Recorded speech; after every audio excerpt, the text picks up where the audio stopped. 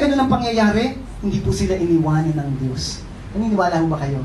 May mga hindi ba magandang bagay na nangyayari sa buhay mo at nagkaroon ng consequence. Sabi natin consequence.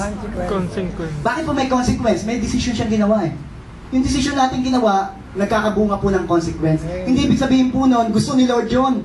Ayaw niya yun, kaya lang yun ang desisyonan mo, meron pong decision. What goes up must come down. Yun po yung mga meron kang ginawa. Meron kang hinit-hit na hinit-hit. Hindi po ba? Kala mo, nandun ang hope mo. Ay, binibili mo yung hope mo. O, hit-hit ka ng hit-hit. Hindi po ba? At ngayon, sasabihin mo, ay, Panginoon, bakit ganito?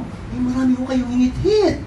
Eh, ngayon po yung paisima nararamdaman ninyo, nasa katawan niyo. Pero kaya po magpagaling ng Panginoon at yun po yung pinipray namin kay Daddy. Nabigyan siya ng bagong hindi ho, bagong lungs. Hindi po ba? Pwede ho yun, pero may consequence po. Amen? Hindi, ano-ano kinain mong taba. Ngayon, ipipray, Lord, hindi po ba? Matataas ng high blood ko. Ang taas ng high blood niya. Hindi po ba? Ba't mataas ang high blood mo? Eh, nagkakain ka ng taba. Sabi ni Lord, sa akin lang ang taba. Mahilig ako doon. Hiniligan mo rin, ginaya mo si Lord. Eh, malakuha po natin. Eh, ngayon, consequence yun. Pero in spite of that, nandun pa rin yung guidance ni Lord. O, meron ka na ngayon, nagkakain ka ng taba. Nanigarilyo ka na nanigarilyo. At ngayon, meron kayong paisima. Si Lord, nandun pa rin ang guide. Hindi nagbabago. Hindi na kita love kasi ang pangit na ng lungs mo. Hindi ko ganun si Lord. Ang taba-taba mo na. Ay, ang taas na ng high blood mo, hindi na kita love. Love pa rin mo tayo. Amen, church? Tingnan mo natin yung warning. Hindi mo natapos si Lord. But Rehoboam still ruled over Israelites who lived in the towns of Judah. Adoniram was in charge of the forced labor. When Rehoboam sent him to the people of Israel, they threw stones at him until he died. But King Rehoboam ran to his chariots and escaped to Jerusalem. Since then, Israel had been against the family of David. Anong basa natin dyan, Pastor Ipe? Tingnan natin 20. When all Israelites heard that Jeroboam had returned, they called him to a meeting and made him king over all Israel. Only the tribe of Judah continued to follow the family of David. When Rehoboam arrived in Jerusalem, nabato-bato siya, he gathered 180,000 of best soldiers from the tribe of Judah and Benjamin. As son of Solomon, Rehoboam wanted to fight the people of Israel to take back his kingdom. Hindi ako papayag! Pinato-bato ko, hari ako! Anak ako ni Solomon? Ngayon ba sabi, di ba? Hindi ako papayag. So tingnan na natin sa muna. But God spoke His word to Shemaiah, a man of God. Take note, ang Diyos po lagi nagpapadala sa atin ng man of God. Amen?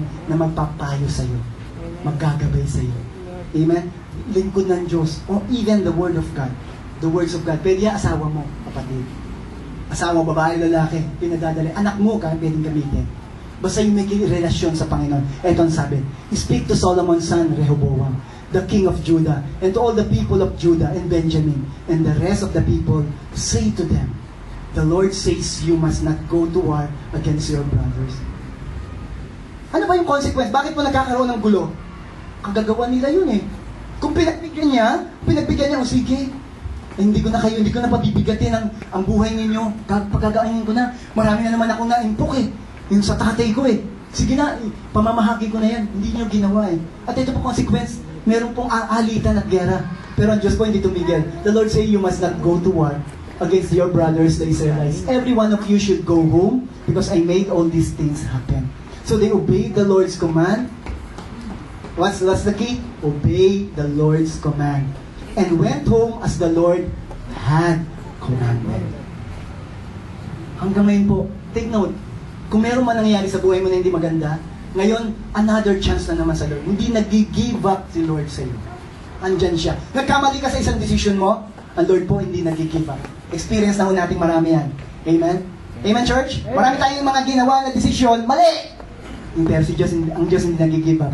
Magpapadala pa rin siya ng guide sa iyo. At i-guide ka niya. At gusto niya maging wise ang decision mo. Amen? May nagja-jogging mo sa harap. Hallelujah. Tuloy natin. Ngayon, let's read the eulogy. Yung ending ng buhay nitong hari nito ni Rehoboam. 1 Kings 14 verse 21 to 31. 10 verses at matatapos na po tayo. Solomon's son Rehoboam was 41 years old when he became king of Judah. His mother was Naama from Ammon. 40 years po na nag-rule si King Solomon. So nakita niya kung paano mag-rule ang tatay niya. Nakita niya kung paano magpatakbo ng bansa ang tatay niya. At pwede niyo sabihin, mukhang hindi ko gagayahin ang pagpatakbo ng tatay ko. Mukhang may problema doon, nagagalit yung mga tao. Pero hindi niya ko tinake yun. Lumaki po siya doon sa kingdom. Sa pamumuno, lumaki rin po siya. At alam niya lahat ang mga nangyayari doon sa kingdom. Amen? Tuloy natin. His mother was Naamah from Ammon. Rehoboam ruled in Jerusalem for how many years? 17 years. Ilan po siyang taon nung natigo? Ay, saan naman tayo? Sorry. Amen? 40? 48? Hindi o, 50? Ano pa? 41 yung nag-rule siya. Mga accountant. 41 plus 17. 58. Amen? Praise God. Tama ho kayo, 58. The Lord, bata pa ho, di po ba? The Lord had chosen that city from all the land of Israel as the place where He would be worshipped. The people of Judah did what the Lord said was wrong. Their sins made the Lord very angry, even more angry than He had been at their ancestors. Verse 23, the people built stone pillars and places to worship gods and Asherah idols on every high hills and under every great tree. Eulogy po ito Ito po yung last na sinasabi tungkol kay Rehoboam. There were even male prostitutes in the land. They acted like the people who had lived in the land before the Israelites. They had done many evil things, and God had taken the land away from them. During the 5th year, Rehoboam was king. Shishak, king of Egypt, attacked Jerusalem. So meron hong gera pang nangyari. Bukod doon sa labanan sa civil war nila ng north.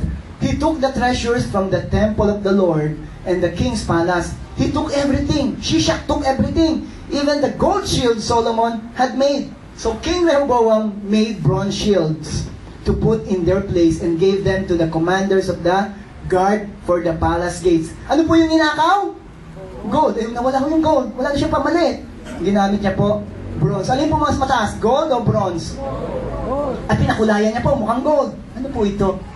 Amen? Pagtatakip po. Amen? Tinantak pa po yung nangyari. Hindi ko pa rin tetake. Tinuturuan na ako ng Diyos, ayoko pa. Amen? So ano po siya? Ano lang? Nagpapanggap siya na walang nangyari. Kapatid, mahirap yun. Nagsisimula ang healing pag tinanggap mo may problema. Pag sinabi mo walang problema. Pag may tinatanong ako may problema, sabi niya wala na ako magagawa. Amen? Ang unang amin, kung may problema, doon po nagsisimula ang healing. Pag sinabi mo, may problema ako Alam po ba? Kaya po yung mga nando sa mga rehabilitation, pag umupo sila, ano masasabi mo? Jirix. Sabi ni Jirix, I am Jirix. I am addict. Amen? I'm addicted to to shawarma. Yun po, naamin niya at doon po nagsimula ang healing. Amen? Hindi po adik kay Lord ho yan, si Jirix. Hallelujah, palakpakan natin ng Panginoon. So ito ho, hindi niya inamin. Tingnan pa ho natin, verse 20. Whenever the king went to the temple of the Lord, the guards carried the shields. Later, they would put them back in the guard room.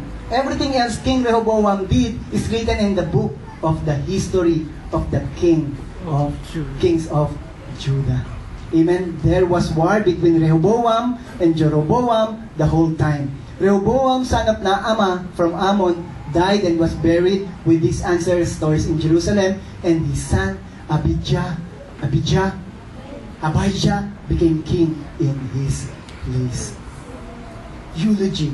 Mukhang hindi po magandang ending. Amen? Na pag tumayo, siguro kung andyan yung kabaong, at magsasabi kang maganda, sasabihin mo lang, ang ganda ng pustiso niya. Wala na ibang masabi sa'yo yung maganda. Ang ganda ng kulay ng buhok niya. Yun lang. Pero yung sa mga nangyari, wala akong masabi, ayan, di po ba? At yung iba, sasabihin pa, buti na lang, umuwi na siya. Diba? Sakit namin ang ulo. Mga ganun po, di ba? Sakit ng ulo ng barangay. Di po ba? Siya mukhang ganun yung eulogy. I pray, let's take wisdom. Church, amen church? Amen. Alam ko lahat kayo papuntang langit dahil tinanggap niyo ang Panginoon. Amen. Dahil tinanggap niyo ang Panginoon, kung hindi pa natanggap, tanggapin mo ang Panginoon, papuntang ang langit. At pangako sa inyo ng Panginoon magandang buhay. Ang pangako niya magandang buhay pati rito. Kung tinanggap mo ang Panginoon, tinanggap mo yung wisdom. Kaya mo yung wisdom na yan lumabas sa pamamagitan ng counsel ng Word of God, at ng church, at ng fellowship, at ng mga wise men of God. At mga magiging magandang eulogy mo sa huli. Sa huli. Marami na ako nakitang mga may wisdom. Magandang sinasabi sa huli sa kanila, sa huling hantungan nila. Nung nakalagay na sila sa kulay gold na nakahon. At nakahiga doon, na bagong-bago ang damit. Amen. Maputi. At nakapantay ang paan niya. Naka-makeup pa. Amen. Nakangiti. Ang sinasabi ng mga tao doon, maganda din yung sabi ng tao. Hindi po ating prayer. Anong magkakos nun? Wisdom. Ang wisdom nasa iyo na.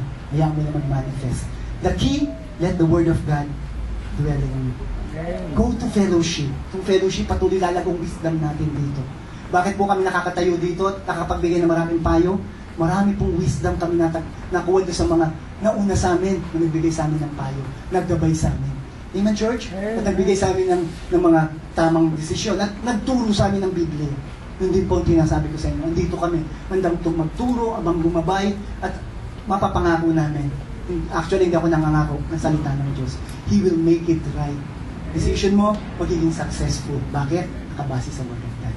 Amen, church? Amen. Ang desisyon, nasa iyo eh. Pwedeng sabihin mo, hindi ko pakikinggan yan, tsaka na lang. Kung bata ka pa, sabihin mo, tsaka na lang. Marami pa akong panahon para dito. Gagawin ko muna itong gusto ko. Kapatid, maaaring mahuli ang lahat. Ang decision mo ngayon dapat, Lord, I'll take it. Amen? Sa mga bago rito, hindi ako nag-offer ng bagong religion. Meron ka na mo. In-offer ko sa iyo si Christ, relationship. Amen? Pag tinanggap mo si Christ, siya magagabay sa iyo. Siya magbibigay sa iyo ng bagong buhay. Sabi sa Biblia, ang sino mang nakay Kristo ay bago na. Magiging bago ang buhay mo. Yung mga dating wala, mga dati, nasa iyo, mawawala yon, papalitan na ng bago. Ibig sabihin, bagong desisyon, bagong buhay. At makita nyo, magandang kinabukasan. Kung ginawa mo na yung matagal na, ngunit bakit may mga sitwasyon pa nangyari sa iyo, may tinuturo sa iyo ang Panginoon. May pinagdidesisyon sa iyo ang Panginoon. Kung hindi pa ginagawa yung desisyon ng Panginoon, ngayon mo ng desisyonan. Amen? Kung meron pa mga bagay sa iyo na nag-i-struggle ka, bato mo sa Panginoon. Sabi niya, yung mga struggles mo, gusto ko yan, akin yan. Tutulungan kita, akong gagawa sa iyo. Amen? Ang desisyon, nasa atin po. Ang offer, binibigay ng Panginoon. You want wisdom? I can give it to you. Sabi niya. Mag-decide ka lang. And the best na magagawin mong decision is to let Christ be the Lord and Savior of your life. Kaya mo si Kristo na maging Panginoon mo. Doon magsisimulang wisdom sa iyo. Because Christ is our wisdom. Christ is our forgiveness. Christ is our forgiveness. Christ is our righteousness. Christ is our justification. Christ is our victory. Christ is our success. Amen? At yun po ang gustong gawin sa atin ni Kristo. Nangyayaan mo siya. Gusto maging successful ang family mo, sa iyo muna magsimula, tanggapin mo ang Panginoon. Bilang Panginoon tagapagligtas. Tayo po tayong lahat, tayo mananalangin.